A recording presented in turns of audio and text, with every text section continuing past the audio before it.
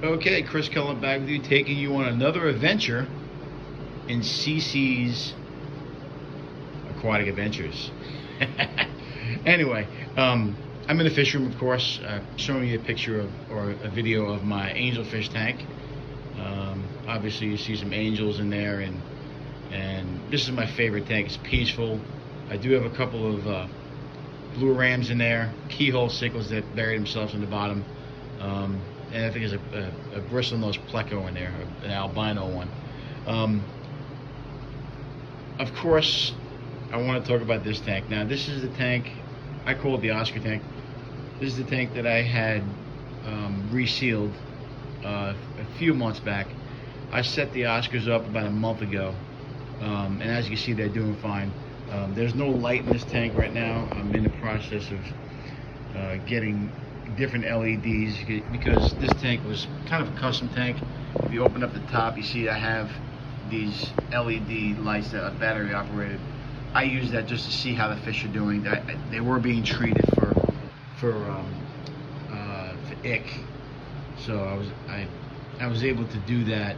I also have this light here, which I can use. It's right next to 55 and it fits if I want to check to see how these guys are doing. But anyway, the main issue, or the main reason why I'm doing a video today is because there's a rule of thumb that I want to disagree with, or I have a problem with, and that is fish being left alone when you go on vacation. Now, I normally have someone come over and watch the fish or feed the fish if I need to, and there's no issues. I only feed every other day, but I feel that with aggressive fish, they should be fed almost every day, especially when they're juveniles like the Oscars. Also African cichlids too. Any type of aggressive cichlid, I believe needs to be fed every day. Okay, and if you don't feed them every day, there's going to be issues in the tank. Now, if you have an established tank like this tank here, which is a 75-gallon African cichlid tank. Now, obviously, people give me some crap sometimes because it's kind of a overstocked tank. The fish are getting bigger. I will move these fish eventually to a bigger tank, but it's over-filtrated. I have 2 sponge filters in there, 2 hang on the back filters. As you can see, my fish are completely healthy. They will get a bigger upgrade once I get enough money to do it. And there's a 55-gallon down there. That's an African cichlid tank that's established too. But those guys can wait. Those guys are established. Those guys live with each other for a long time. They're not as aggressive as, let's say, these juvenile Oscars, which have killed 2 of the firemouth cichlids I had in there. And I put them all in at the same time. Now the firemouths are a little bit smaller. That may have been the issue, but I've had issue in other aggressive fish tanks where, you know, the juveniles, where they're not used to being, you know, fed the way, let's say, these guys are, or even like the community tanks. Like the community tanks, I find, can wait 3 to 4 days. I think 5 to 7 days is pushing it, because I still find issues when I come home from wherever I am on vacation, whatever. I still find the issues with fish being died or mutilated in some cases. So, in my personal opinion, just like a many rule of thumbs in the aquarium hobby, it all depends on your experience. Excuse me. You know, I've experienced different things in my 30-year hobby experience than someone else have. You know what I mean? So, just because someone says it on a YouTube channel or, you know, wherever, it could be a book. There are experts in this field of the aquarium hobby, but it doesn't necessarily mean that's the rule of thumb that it should be, or that it may work for you. In my personal opinion, moving forward with this tank here, and you know, some could say that this tank's too small for them, but at this particular point now, they're juveniles. They will get a bigger tank eventually, and you know, or rehomed. I work with 3 or 4 different people that can take these fish on that have bigger tanks. I keep them to be healthy. I rescue them, or whatever I do to keep them in here, and that's the reason why I keep them, you know, to keep them healthy. But like I said, just like people say you have to do a water change every day, or you have to do an 80% water change every day, or you can't put fish in a tank, you know, right away, or anything like that is going to be said to you, it doesn't necessarily mean that it's true. I've been able to run this fish room for a long time, and when I quarantine fish, which I do, I have some angelfish here quarantining. I just bought some fish from Petco there. I got some platies in a 5-gallon, and some brilliant rasboras. When I do, and actually have I have 3 quarantine tanks going right now. This is pretty much a grow-out tank for some tiger barbs. You know, you guys know I had some issues with tiger barbs.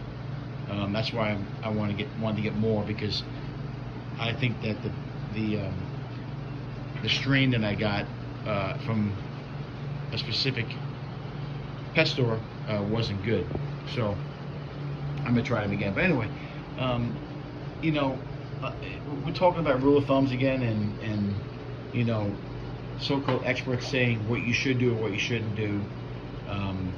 But my main thing this week or this time, and I could disagree with a bunch of different other rule of thumbs, you know, quote unquote. But this one here, not feeding your fish for over 7 days, I disagree with. I think I think even 24 hours, and this might have been a little bit longer than 24 hours. I think I went yesterday at about, I left the house about 7:30, came back here about a little over after midnight, and I didn't feed him till just now.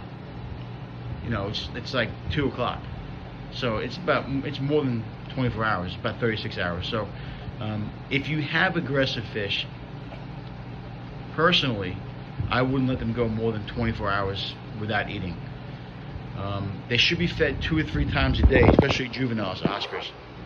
So you're going from 2 or 3 a day to none a day is a big difference. And unfortunately, I've lost 2 firemouth cichlids now. Now obviously I can't return because, you know, it's owner's fault. It's my fault, whether it happened on purpose or not. I take the blame for that. I took the fish on.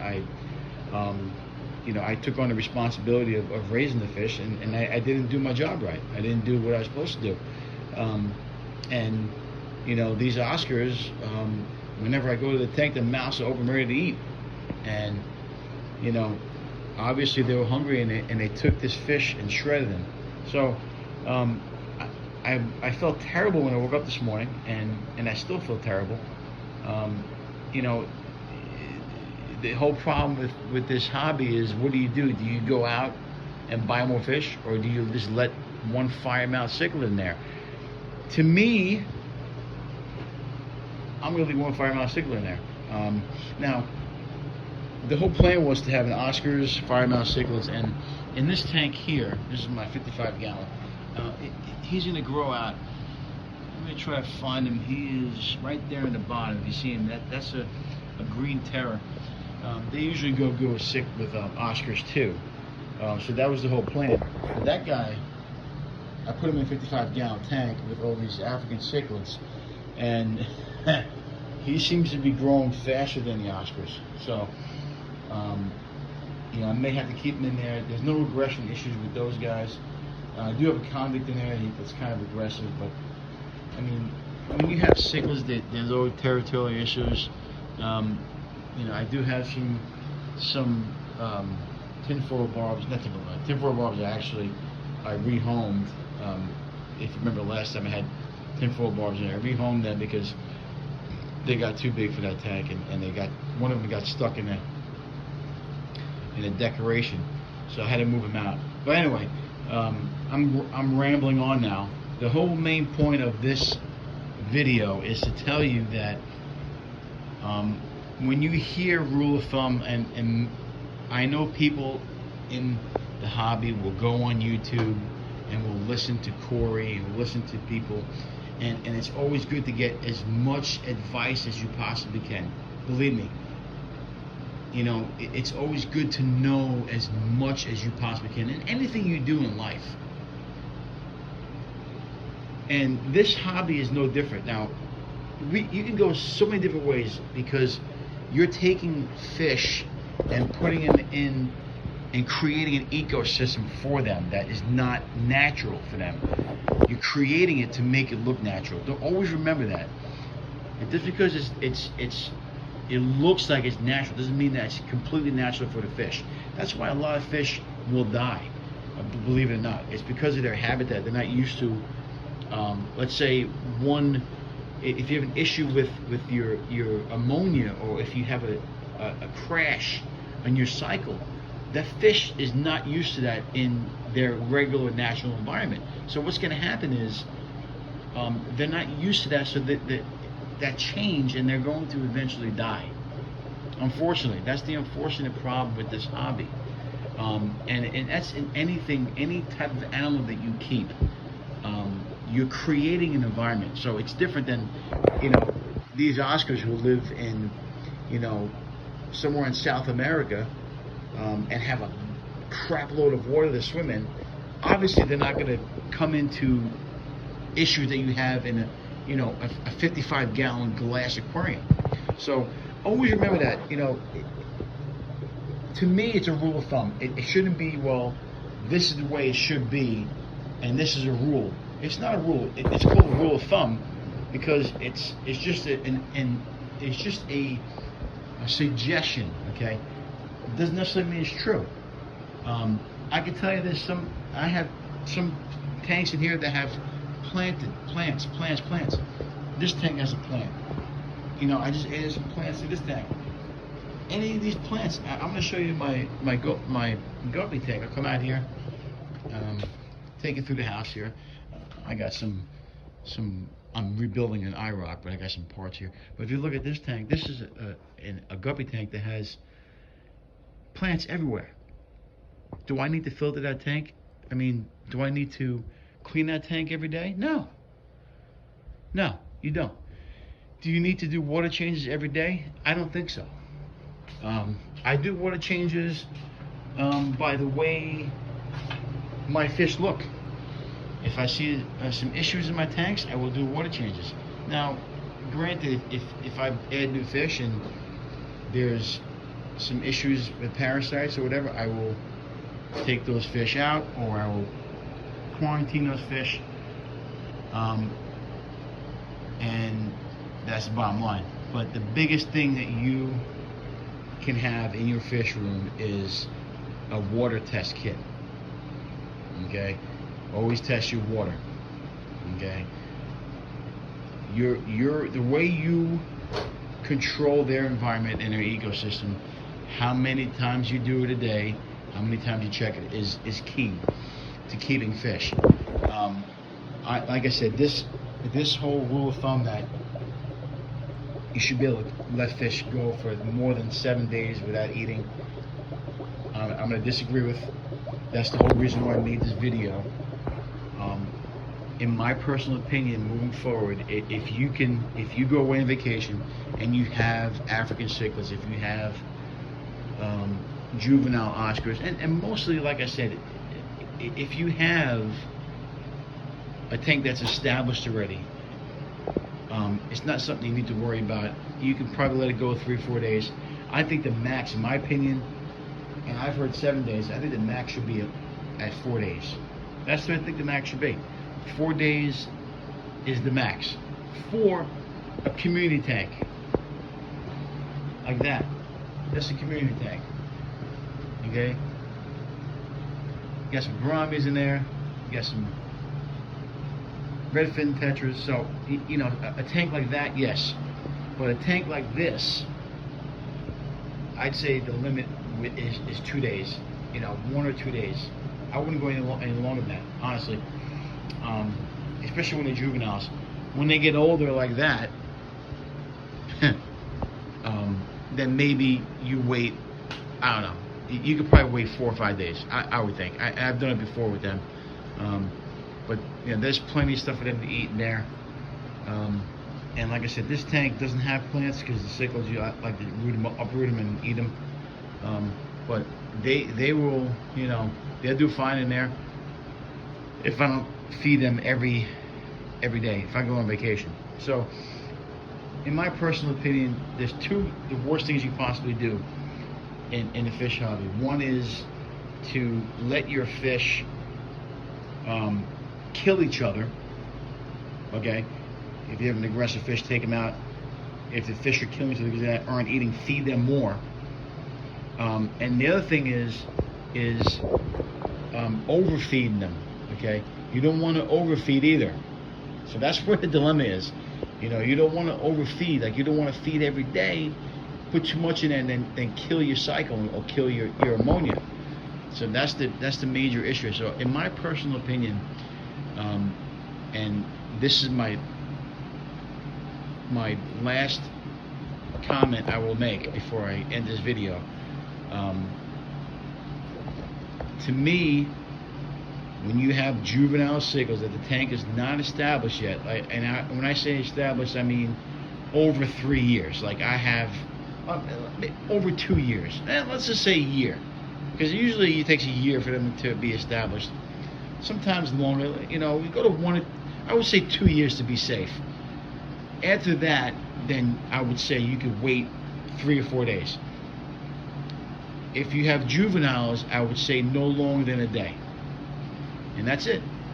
So, if you have any comments or any questions, if you have any rule of thumbs, quote unquote, that you disagree with or that you think should be implemented in everyone's hobby, put it down in the comments below, and we'll talk about it next time. I can make this video for half an hour talking about rule of thumbs and disagreeing with them or agreeing with them. So that'd be a great topic to bring up in a video or conversation. But yes, subscribe, like the video. You know what you got to do, and hopefully we can grow this channel bigger. I'm still waiting on some more equipment to get better videos, and we're going to take some videos in fish stores and stuff like that around here in the area once I get up and running here. But for now, this is the way we're going to do videos until I can figure out a way to get my ugly mug on the camera as well.